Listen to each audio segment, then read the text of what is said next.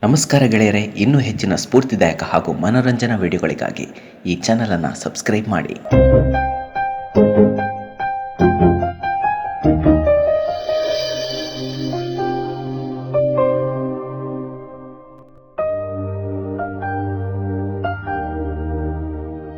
ಸಾಕಾಗಿದೆ, ನಮಗೆ ಮನೆಯಲ್ಲೇ ಕೂತು ಸಾಕಾಗಿದೆ.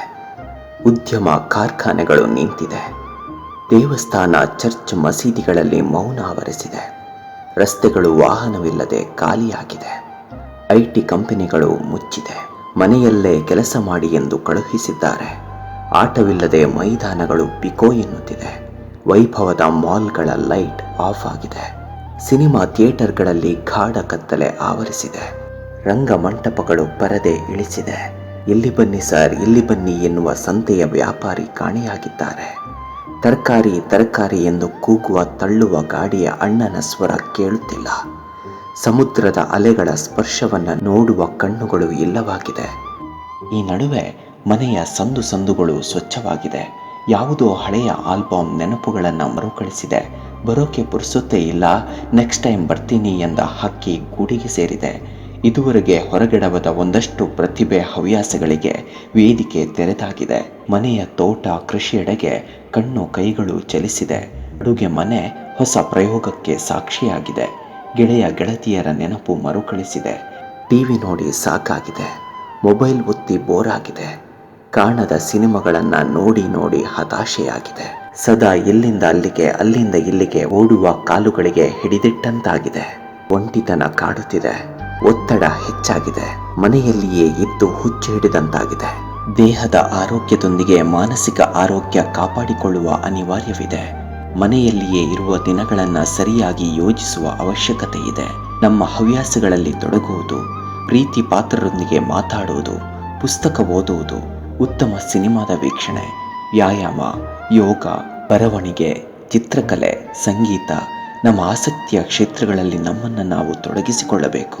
ಬರಹಗಾರನಾದರೆ ದಿನಕ್ಕೊಂದು ಕಥೆ, ಕವನ, ಲೇಖನ, ಅಥವಾ ಚಿತ್ರಕಲಾವಿದನಾದರೆ ದಿನಕ್ಕೊಂದು ಚಿತ್ರ.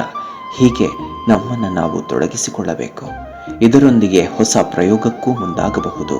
ಅಡುಗೆ ಕಲಿಯುವುದು ಅಥವಾ ಇನ್ನೊಂದೇನೋ ಕಲಿಯಬೇಕಿತ್ತು, ಸಮಯನೇ ಸಿಗ್ತಾ ಇರಲಿಲ್ಲ ಎನ್ನುವವರು ತಮ್ಮನ್ನು ತಾವು ಹೊಸ ವಿಚಾರಗಳನ್ನು ಕಲಿಯುವುದಕ್ಕೆ ತೊಡಗಿಸಿಕೊಳ್ಳಬಹುದು.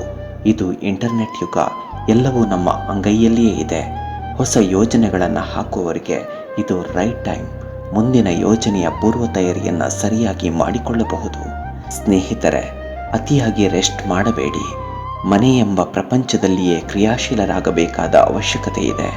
ಯಾಕೆಂದರೆ ಹಲವು ವರ್ಷಗಳ ಹಿಂದೆ ಅರ್ಜೆಂಟೈನಾದಲ್ಲಿ 14 ವರ್ಷ ಕತ್ತಲೆಯ ಕೋಣೆಯ ಜೈಲಿನಲ್ಲಿ ಬಂದಿಯಾಗಿದ್ದ ವ್ಯಕ್ತಿ ಬಿಡುಗಡೆಯಾಗಿ ಹೊರಗೆ ಬಂದಾಗ ಬೆಳಕನ್ನು ನೋಡಲಾಗದೆ, ನನಗೆ ಈ ಬೆಳಕಿನ ಪ್ರಪಂಚ ಬೇಡ, ನಾನು ಮತ್ತೆ ಅದೇ ಜೈಲಿನಲ್ಲಿ ಬಂದಿಯಾಗುತ್ತೇನೆ ಎಂದು ಒಳಗೆ ಓಡಿ ಹೋದನಂತೆ. ಈ ಪರಿಸ್ಥಿತಿ ನಮ್ಮದಾಗಬಾರದು. ಮನೆಯಲ್ಲಿಯೇ ಇದ್ದು ಜಡವನ್ನು ಹತ್ತಿಸಿಕೊಳ್ಳಬೇಡಿ. ಯಾಕೆಂದರೆ ಈ ಎಲ್ಲ ಪರಿಸ್ಥಿತಿ ತಿಳಿಯಾದ ಮೇಲೆ ಕಾಲಿಗೆ ಚಕ್ರ ಕಟ್ಟಿ ಮುನ್ನುಗ್ಗಬೇಕಾದ ಅನಿವಾರ್ಯತೆ ಇದೆ. ದೇಶದ, ಪ್ರಪಂಚದ ಆರ್ಥಿಕತೆ ಕುಸಿಯುವ ಹಂತಕ್ಕೆ ಬಂದಿದೆ. ಈ ನಡುವೆ ಮಹಾಮಾರಿಯ ರುದ್ರ ನರ್ತನದ ಸುದ್ದಿಗಳು ಕೇಳಿದಾಗ ಹೃದಯ ಚೆಲ್ಲೆನ್ನುತ್ತದೆ. ಮನದಲ್ಲಿ ಭಯ ಆವರಿಸುತ್ತದೆ. ಸರ್ಕಾರ ಶ್ರಮಿಸುತ್ತಿದೆ. ಡಾಕ್ಟರ್, ನರ್ಸ್, ಪ್ಯಾರಾಮೆಡಿಕಲ್, ಫಾರ್ಮಸಿ ಜನರ ಆರೋಗ್ಯ ಸುಧಾರಣೆಗೆ ಶ್ರಮಿಸುತ್ತಿದೆ. ಪೊಲೀಸ್ ಮಹಾಮಾರಿಗೆ ಎದೆಯೊಡ್ಡಿ ಜನರ ರಕ್ಷಣೆಗೆ ನಿಂತಿದ್ದಾರೆ. ಪೌರ ಕಾರ್ಮಿಕರು ಸ್ವಚ್ಛತೆಗೆ ಕಟಿಬದ್ಧರಾಗಿದ್ದಾರೆ. ಬ್ಯಾಂಕಿಂಗ್ ಕ್ಷೇತ್ರ ಆರ್ಥಿಕತೆಗೆ ಬೆನ್ನೆಲುಬಾಗಿ ನಿಂತಿದೆ. ಹಲವು ಸಹೃದಯರು ಮನುಜಕುಲದ ಸಹಾಯಕ್ಕೆ ನಿಂತಿದ್ದಾರೆ. ಇದರೊಂದಿಗೆ ಹಸಿವಿನ ಆಕ್ರಂದನ ಹೆಚ್ಚಾಗಿದೆ.